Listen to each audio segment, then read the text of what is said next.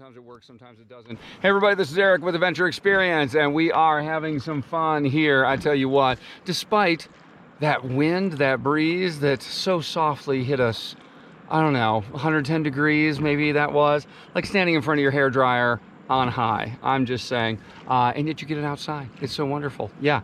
Hey, here's the question for you. What's your adventure?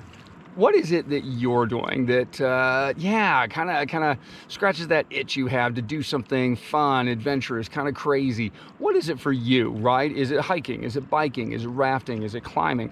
Is it, skiing down the sides of mountains?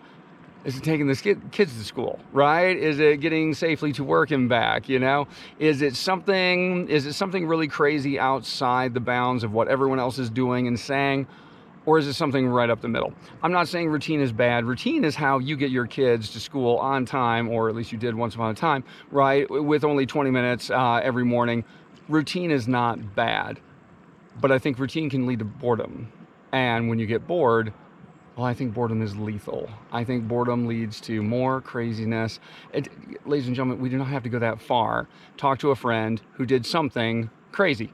Bailed on his wife, bailed on his kids, she bailed on her family, whatever it was, and if push comes to shove, they will tell you they did it because they were bored. Ladies and gentlemen, I'm saying don't let boredom creep into your life, whatever it is. You don't have to come out here, obviously. This is a pretty good solution to boredom, but there's other ways. There's other ways we can talk about that. So think about this for me. What's your adventure? What is it that gets your heart beating? And how dangerous is it? How unsafe is it? Maybe it is completely safe, but it also completely exhilarates you. Whatever that is, that's what we're talking about, and that's what I'm encouraging you to do in future episodes ahead. My name is Eric. Adventure is my brand. We will catch you next time on Adventure Experience, the series. Have fun.